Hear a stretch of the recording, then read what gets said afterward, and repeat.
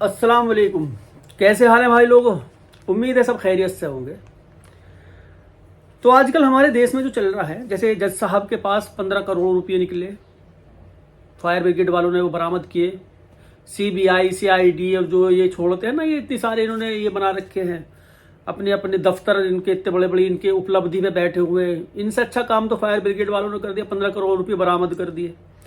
अब वो पैसे बरामद हुए, बरामद होने के बाद जज साहब का स्टेटमेंट आया है। मुझे पहले से ही हंसी आ रही है कि मुझे नहीं पता वो पैसे कहाँ से आए, फंसाने के लिए ये साजिश रची गई। ये आप भी जानते हो, अक्सर इस तरह के स्टेटमेंट आते हैं जब कोई पकड़ा जाता है, इस तरह के आते हैं। कहा है जज साहब ने कि वहाँ पर कोई पैसा वैसा नहीं था, किसी ने रखे हैं वो पैसे। और जो फायर ब्रिगेड के जो चीफ थे उन्होंने भी कहा कि हमें वहाँ कोई पैसा नहीं मिला। अब देखो क्या होता है इसमें, मेरे ख्याल से कुछ भी नहीं होगा। न जाने कितनों की जिंदगियों का सौदा उन पैसों में हुआ। छोटी सी बात समझते हैं, है बहुत बड़ी बात। न जाने कितनों की फेवर में फैसले हुए होंगे और कितनों के खिलाफ फैसले होंगे। कोई बेकसूर फंसाया गया होगा या किसी को किसी मामले से बरी किया गया होगा। बहुत सारी ऐसी ऐसी चीज़ें हैं। जैसे कि गाजियाबाद में एक मिल है, शुगर मिल, वहाँ का एक 96 करोड़ 85 लाख रुपए का कोई मामला था जिसमें ये जज साहब इन्वॉल्व थे। वो लोन का मामला था, उसमें भी सीबीआई ने इनके खिलाफ कुछ, तो खैर देखो क्या होता है, होगा कुछ नहीं, ये मैं भी बताता हूँ। अपनी कहानी पे लौटते हैं, हम कहानी पे आते हैं। कहानी जरा विस्तार से। बिहार का सहरसा जिला और इस जिले के अंतर्गत एक गांव आता है नरियार। विकास नाम के एक शख्स, इनकी पत्नी रिंकू और एक बेटी नैना। बात है 18 अगस्त 2024 की। ये एक छोटे से किसान हैं विकास जो हैं। पत्नी और बेटी फूल तोड़ने के लिए जाया करती थी अपने खेतों पर, या किसी और के खेतों पर मजदूरी करने चले जाते हैं जैसे। अब ये रिंकू और नैना फूल तोड़ने के लिए निकली 24 अगस्त 2024 को। सुबह के 6:30 बजे ये घर से निकली थी, ये वापस नहीं आई। शाम के 6 बज गए। शाम तक, इतनी देर तक खेतों में काम नहीं होता, अब तक आ जाना चाहिए था। दोपहर का खाना वगैरह भी नहीं खाया। अब घर परिवार के लोग परेशान। इनका एक बेटा था, वो भी परेशान कि माँ और बहन पता नहीं कहाँ चली गई। बेटा ढूंढता फिर रहा, वहां भी गए जहां खेत थे, वहां पर मिली नहीं है। ढूंढते ढूंढते साइकिल पे था, ये साइकिल पे ढूंढता फिर रहा था। इसका एक दोस्त मिला, जो रिंकू थी, इनके बेटे का दोस्त मिला। और वो दोस्त जो था बड़ा ही बदहवास था, सांस फूल रही। उसने बताया तेरी माँ और तेरी बहन को सरकारी अस्पताल में किसी ने मार दिया। अब ये भी बदहवास कि माँ बहन को किसने मार दिया। इसके समझ में नहीं आया क्या करूं। चाचा के घर गया डायरेक्ट ही, पहले वहां नहीं गया घटना स्थल पे, चाचा के पास गया पहले। चाचा घर नहीं मिले। चाचा एक चाय की दुकान पे बैठे हुए थे, वहां कुछ और लोग भी बैठे हुए थे। चिल्ला चिल्ला के चाचा से बताया चाचा माँ को और बहन को किसी ने मार दिया सरकारी स्कूल में। वहां और भी लोग बैठे हुए थे, उन्होंने भी देख सुना इस बात को, वो भी हैरत में पड़ गए। सब लोग उसके साथ हो लिए, रिंकू के बेटे के। सरकारी स्कूल में जाके देखा, वहां पहले से भीड़ लगी हुई थी, काफी लोग वहां पे इकट्ठा थे। जिस कमरे में उन माँ बेटियों को मार के डाल रखा था, उस कमरे में कोई गेट वगैरह नहीं था।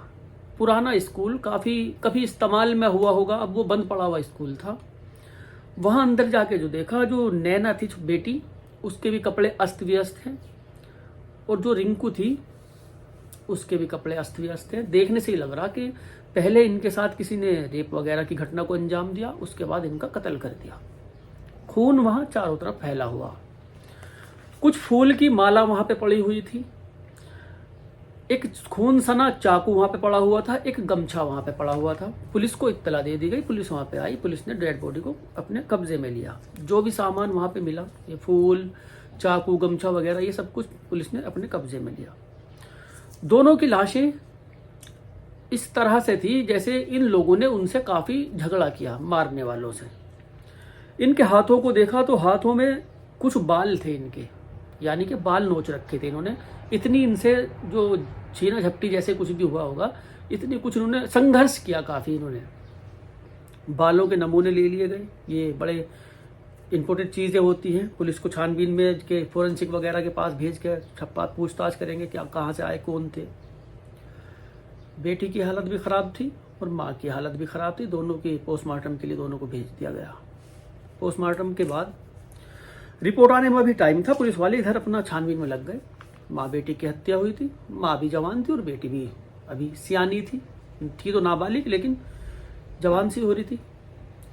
पुलिस ने पूछताछ शुरू की। सबसे पहले जो इसका पति है विकास, इसी से पूछताछ की। विकास भी सुबह का गया हुआ था घर से, ये भी शाम को लौटा था। पत्नी की हत्या के बारे में सुनने के बाद ही ये घर वापस आया था। विकास से पूछा कि तुम कहाँ थे उस वक्त। विकास ने बताया ये दूसरे गांव गया हुआ था, कि मैं तो वहां पे था, मुझे तो बेटे ने फोन करा, मैं तो जब आया। विकास की गतिविधियों के बारे में पता किया। शक सबसे पहला विकास के ऊपर गया कि कहीं ना कहीं विकास ने इनका मर्डर किया। विकास की कॉल डिटेल वगैरह निकाली, कोई ऐसी चीज नहीं मिली। पता किया कि जहां के बारे में ये विकास बता रहा कि ये वहां पे था या नहीं था, वाकई विकास वहीं पे निकला कि ये तो सारा दिन यहाँ पे था। मर्डर इसने नहीं किया। पुलिस को शक हुआ कि इसने किया नहीं, शायद इसने करवाया हो किसी और से। अब इस थ्योरी पे भी काम चलने लगा। उधर पोस्टमार्टम रिपोर्ट आ गई।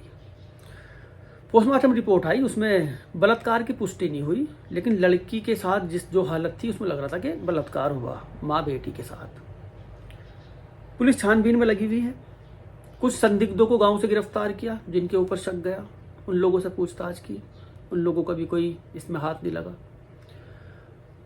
अब जो रिंकू थी, विकास की पत्नी, मरने वाली महिला, उसके नंबर की कॉल डिटेल निकाली, उसके नंबर की छानबीन की। उसके मोबाइल में देखा गया कि रात 12:30 पर 18 अगस्त की रात को, यानी 17 की रात को, 18 में ये केस हुआ था, 17 की रात को 12:30 बजे व्हाट्सएप पर एक कॉल आई थी इनके पास, और 7 मिनट कुछ सेकंड उस व्हाट्सएप कॉल पर बात हुई।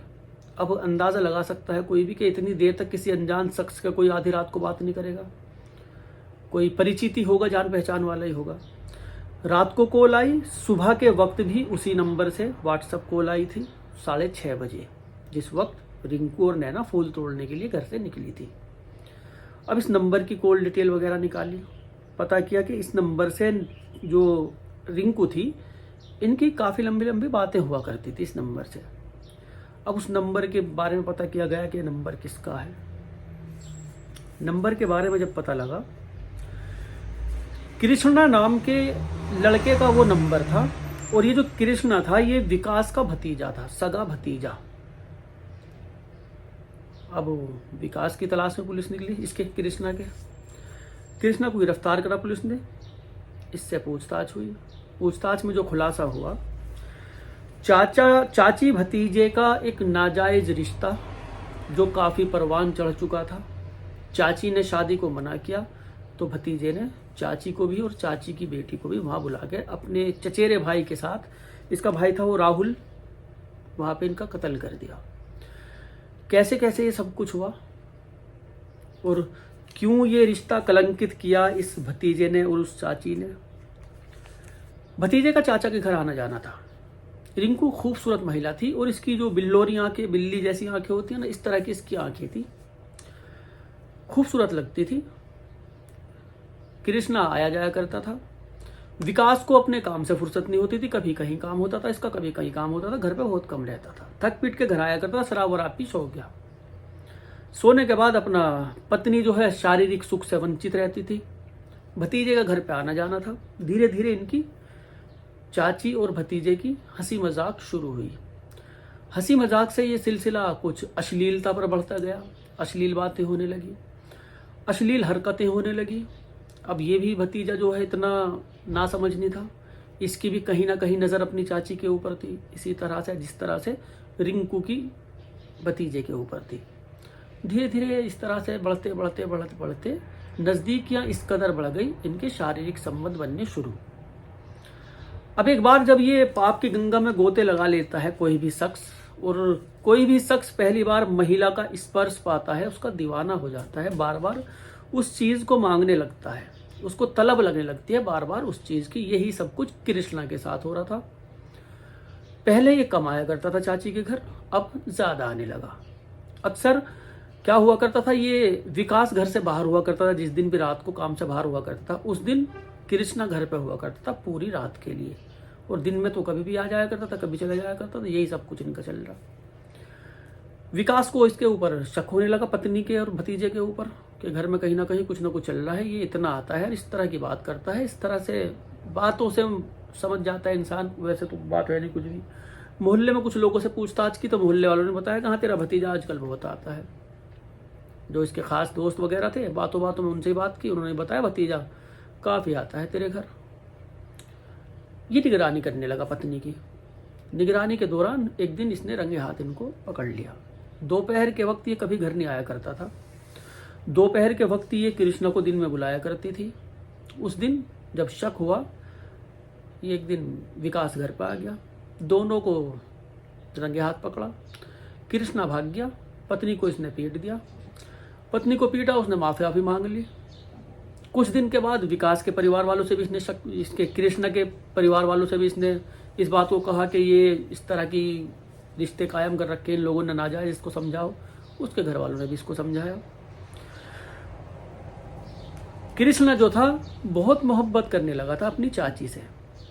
मोहब्बत इतनी हो गई थी कि उसके बिना जीना मुहाल था। नींद की गोलियों का प्रयोग आशिक अक्सर अपने प्रेमिकाओं को ये चीज़ें करवाते हैं। प्रेमिकाएं भी ये नहीं सोचती कि मैं किसके साथ कर रही हूँ, मेरे खुद के माँ बाप हैं या मेरे खुद के बच्चे हैं जिनको मैं ये चीज़ दे रही हूँ, इनकी सेहत पे, इनकी तबीयत पे क्या असर पड़ेगा। कुछ दिन इस तरह से मिले नींद की गोली के सहारे से। अब मिलते मिलते एक दिन और इसे विकास को पता चल गया। फिर घर में लड़ाई हुई, मिलना चिलना बंद हुआ, पाबंदियाँ लगी। पाबंदियाँ लगने के बाद जो कृष्णा था, इसके बिना इसका रहना मुहाल था, परेशान था बहुत। फ़ोन पे अभी भी अक्सर इनकी बातें हो जाया करती थी। अब वीडियो कॉल पर इनकी जो दिल की लगी थी वो बुझाने लगे। वीडियो कॉल पर इनकी बातें होनी शुरू हुई, मिलना चिलना बंद। रिंकू से कहा इसने कि हम दोनों कहीं चल के शादी कर लेते हैं। रिंकू ने साफ इनकार कर दिया कि शादी के बारे में सोचना ही मत, और मैंने शादी के लिए तुझसे संबंध नहीं बनाए थे, मेरी जो ज़रूरत थी शरीर की, बस उसके लिए संबंध बनाए थे। साफ उसने मना किया। रिंकू उससे प्यार नहीं करती थी, सिर्फ अपनी शरीर की भूख मिटाने के लिए भतीजे का इस्तेमाल कर रही थी। भतीजे को इस बारे में गुस्सा आया कि ये क्या कह रही है। 17 अगस्त की रात को इसने फ़ोन किया रिंकू को, मिलने के बारे में इसको बहलाया पहले कि बुलाऊं कहीं को। वो सरकारी स्कूल इनका पहले से देखा हुआ था। सुबह को फ़ोन किया, रात को वादा हो गया था मिलने का, सुबह को फ़ोन किया कि निकल रही है घर से। इसने कहा हाँ मैं निकल रही, इस टाइम निकल जाए बस। निकलने से पहले इसने फ़ोन किया, वहाँ पहुँची सरकारी स्कूल में। वहाँ ये अपने भतीजे के साथ, जो चाचा के लड़के के साथ खड़ा हुआ था कृष्णा, जो राहुल था चाचा का लड़का। ये रिंकू जो अपनी लड़की नैना के साथ आई थी, नैना को तो रूम से बाहर खड़ा किया और रिंकू को लेकर कमरे में अंदर गए। अंदर घुसते के साथ ही दोनों ने चाकुओं से उसके ऊपर वार करना शुरू कर दिया। उसकी साड़ी उसके मुंह पे लपेट दी, वहाँ खून वून बिखरा। मारने के बाद उसको डाल दिया। अब इसकी चश्मदीद गवाह वो नैना बेटी थी। बेटी को मारने का इरादा नहीं था, लेकिन वो चश्मदीद उसकी वजह से फंस जाते दोनों। बेटी बाहर खड़ी हुई, डर रही, कांप रही। दोनों लोग ये बाहर आए। अब बाहर आके नैना को पकड़ा। नैना ने चीखना शुरू किया, मुंह दबा लिया इसका। नीचे गिराने के बाद जो राहुल था, कृष्णा के चाचा का लड़का, कृष्णा ने बताया बयान में कि राहुल की नीयत खराब हो गई नैना के ऊपर, और वो नैना के साथ अब कपड़े वपड़े उतार के उसकी इज्जत को तार तार करने लगा। तभी किसी के आने की आहट हुई। आहट से दोनों डर गए और नैना को भी मार के, आवाज़ भी निकलने दी नैना की, उसको भी मार के और चुपचाप ये निकल गए वहाँ से। इज्जत उसकी लूट ही नहीं थी। दोनों ये गिरफ्तार हुए। गिरफ्तार होने के बाद इनको जेल में भेजा। माँ बेटियों को एक हवस की खातिर, सबसे ज़्यादा ये काम चल रहे हैं। इंसान अपनी हवस के चलते, अपनी हवस पूरी करने के लिए रिश्तों को भी नहीं देख रहा, और कहते हैं कोई रिश्ता वैसे भी बचा नहीं है, कलंकित नहीं हुआ, ऐसा कोई रिश्ता नहीं। इस दुनिया में सारे रिश्ते कलंकित हुए। बाप बेटी का कलंकित है, चाची भतीजे का, बहन भाई का, पता नहीं। कुछ को तो बारे में बताते हुए भी शर्म आती है। उम्र नहीं छोड़ी, रिश्ता नहीं छोड़ा। 2 साल, 1 साल, 4 साल, 10 साल, 20 साल, 80 साल, महिला की कोई उम्र नहीं छोड़ी। जो खैर, मिलते हैं अगली कहानी में। कहानी कैसी लगी कमेंट में बताना भाई लोगों, और थोड़ा सपोर्ट करो, आप लोगों की सपोर्ट की आवश्यकता है। ऐसी ऐसी कहानियों से सीख लिया करो, अपना अपने का घर परिवार वालों का ध्यान रखो, कौन क्यों कब कहाँ क्या कर रहे हैं, क्यों हैं, क्यों जा रहे हैं, क्यों आ रहे हैं, कहाँ बिजी हैं, इतनी देर तक क्या ज़रूरत है एक अकेली जगह में मोबाइल बैठ के चलाने की, ये चीज़ें भी देखने की। आजकल का जो दौर है ये हमारा ही हक है, हमारे घर परिवार है, हम ही देख सकते हैं। अगर मना करते हैं फ़ोन चेक करने को तो ज़बरदस्ती लो भाई, हमारा है, हमारी इज्जत का सवाल है। कुछ लोगों को मेरी बातें गलत लगती होंगी, लगती हो तो लगो, उन लोगों से क्या मतलब, अपने घर परिवार से मतलब।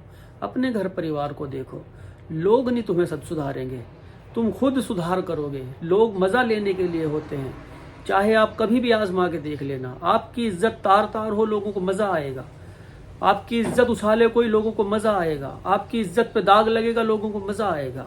आप अपना खुद कर सकते हैं, वो लोग नहीं कर सकते जो आपसे मज़ा लेने के लिए आपके संपर्क में रहते हैं, अंदरूनी जलन रखते हैं। जो अंदरूनी, अपने ही घर परिवार के कितने लोग ऐसे होते हैं जो खुद हंस के बात करते हैं और पीठ पीछे न जाने हमारे खिलाफ क्या क्या करते रहते हैं, अपने ही घरों में है। तो खुश रहो, आबाद रहो, बहन बेटियों का, बीवियों का, माओं का, सबका ख्याल रखो। और इन मगरमच्छों का भी, ये मगरमच्छ कहाँ कहाँ जा रहे हैं, यानी पुरुष समाज, लड़के हमारे नौजवान होने के बाद ये कहाँ कहाँ कैसे जा रहे हैं, इनका भी ध्यान रखो भैया। अच्छी परवरिश दोगे कुछ नहीं हो सकता, सब ठीक ठाक चलेगा। खैर, मिलते हैं अगली कहानी में।